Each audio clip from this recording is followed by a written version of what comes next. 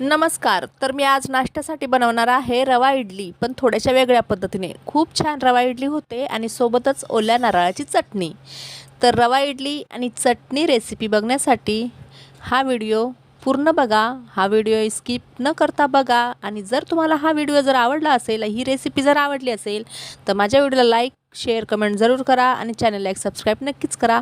खूप छान रवा इडली होते, पण मी थोड्याशा वेगळ्या पद्धतीने दाखवणार आहे आणि अगदी घरातील साहित्यात होणारी रेसिपी आहे आणि अगदी कमी वेळात होणारी रेसिपी आहे. तर चला तर रेसिपी बनवायला घेऊया.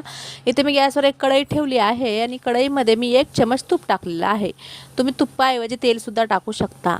आता या तुपामध्ये मी मोहऱ्या, जिरे टाकून घेतले आणि मोहऱ्या, जिरे तडतडल्यानंतर याच्यामध्ये अर्धा टीस्पून हिंग टाकून घेतला आणि यानंतर मी 1 चम्मच उडदाची डाळ आणि अर्धा चम्मच चण्याची डाळ टाकून घेतली. तर ही चण्याची डाळ आणि उडदाची डाळ या तुपामध्ये छान फ्राय करून घ्यायची. याची फ्लेम स्लो करायची आणि फ्राय करून घ्यायची. खूप छान टेस्ट येते डाळ टाकल्याने. आणि त्यानंतर याच्यात मी 2 मिरच्या कापून टाकल्या आणि त्यानंतर मी थोडासा कढीपत्ता टाकला. आता हे सर्व मंद आचेवर छान परतून घ्यायचं. तुम्ही याच्यात थोड्याशा मेथ्यासुद्धा टाकू शकता आणि त्यानंतर मी याच्यामध्ये 1 कप रवा टाकून घेतला. आता रवा टाकल्यानंतर मंद आचेवर 1 ते 2 मिनटं हा रवा छान या तुपामध्ये भाजून घ्यायचा. हे सर्व तूप या रव्याला लागलं पाहिजे. अशा प्रकारे आपल्याला भाजून घ्यायचा. याचा रंग चेंज नाही करायचा, फक्त याला 1 ते 2 मिनटं भाजायचं आहे. तर असं केल्याने ना रवा इडली खूप छान होते आणि रबडासारखी होत नाही, मऊ होते आणि पटकन तुटणारी होते आणि टेस्टलाही खूप छान होते. तर अशा प्रकारे मी 1 ते 2 मिनटं हा रवा या तुपामध्ये भाजून घेतलेला आहे. तुम्ही 1 चम्मचऐवजी 2 चम्मच पण तूप टाकून घेऊ शकता किंवा जर तुम्हाला तूप नसेल टाकायचं तर तुम्ही तेलसुद्धा टाकू शकता. आता 1 ते 2 मिनटं झालेलं आहे. इथे गॅस मी बंद केला आहे आणि आता आपल्याला ही कढई थोडीशी थंड होऊ द्यायची. आता इथे रवा आणि कढई थोडी थंड झालेली आहे. आता याच्यामध्ये आपल्याला पुढचं साहित्य टाकायचं आहे. तर सर्वात आधी इथे मी चवीनुसार मीठ टाकणार आहे. बघू शकता अशा प्रकारे रवा आपल्याला पाहिजे, म्हणजे जे तूप या रव्याला लागतं थोडं नरम होतो ना रवा, तसा पाहिजे आपल्याला. तर इथं मी चवीनुसार मीठ टाकून घेतलं. थोडी कोथिंबीर टाकली आणि आता याच्यात खाण्याचा सोडा टाकलेला आहे मी अर्धा चम्मच आणि इथे मी ताक घेतला आहे. ताकाऐवजी तुम्ही दहीसुद्धा घेऊ शकता. मी ताक मला ना 1 कप रव्याला 1.5 कप ताक लागणार आहे. जर तुम्हाला दही घ्यायचं असेल तर तुम्ही, घट्ट दही असेल थोडंसं, तर तुम्ही 1च कप दही घ्या.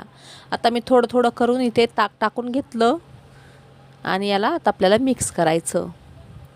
आता याला ना मुरण्यासाठी ठेवायची सुद्धा गरज नाही आपल्याला, डायरेक्ट आता याच्या इडल्या बनवायच्यात. आणि हे करत असताना ना आपण इडली पात्र गॅसवर गरम होण्यासाठी ठेवून द्यायचं. इडली पात्रात पाणी टाकायचं आणि ते गरम होण्याकरिता गॅसवर ठेवायचं आहे आणि त्यानंतर ही प्रोसेस करायची आहे. मी तिथे इडली पात्र गॅसवर ठेवलेलं आहे आणि आता इथे मी रव्यामध्ये दही, मीठ वगैरे सर्व टाकून घेतलं. अशा प्रकारे मला 1.5 कप ताक लागलेलं आहे. मी थोडं थोडं करून ताक टाकून घेतलं आणि आता इथे मी इडलीचे भांडे घेतलेले आहेत आणि यामध्ये मी थोडं थोडं तेल टाकून याला तेलने ग्रीस केलेलं आहे. आता याच्यामध्ये आपल्याला 1 पळी हे रव्याचं मिश्रण टाकून घ्यायचं. तुम्ही ना तेलाऐवजी सुती कपडा असेल तुमच्याकडनं, तो सुद्धा याच्यावर टाकू शकता आणि रवा इडली बनवू शकता. आता मी 1 पळी मिश्रण टाकून घेतलं सर्व पात्रामध्ये, इडली पात्रामध्ये.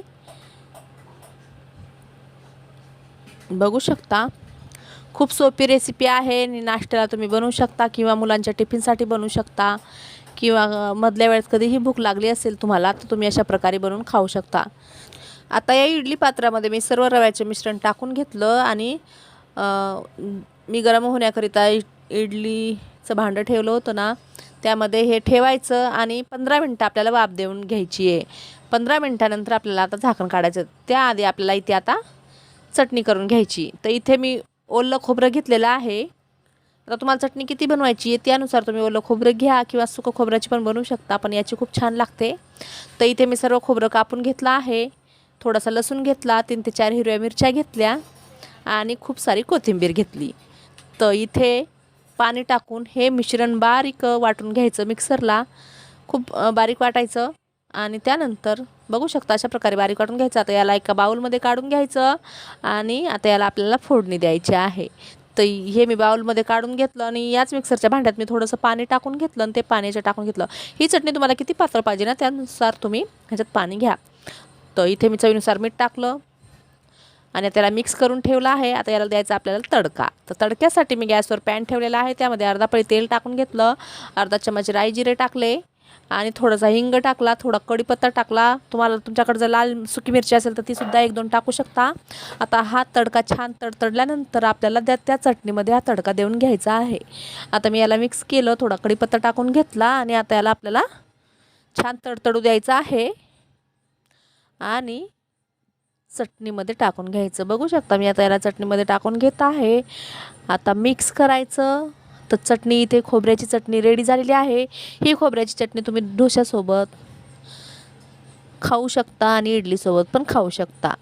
तर इथे चटणी पण झालेली आहे आणि ती आता ह्याला छान मिक्स करायचं आणि आता इडलीला पण वाफवून 15 मिनटं झालेले आहेत. तर आता इडली पात्राचं झाकण काढायचं. थोडं थंड झाल्यानंतर बघू शकता इडल्या छान फुगलेल्या आहेत. या सर्व इडल्या काढून घ्यायच्या, अजिबात चिपकत नाहीत, लगेच निघतात ह्या इडल्या. तर ह्याला घ्यायच्या काढून.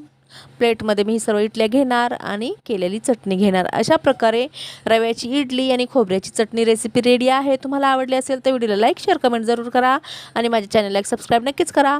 चला तर व्हिडिओ परत एका नवीन व्हिडिओमध्ये नवीन रेसिपी घेऊन बाय. जय महाराष्ट्र.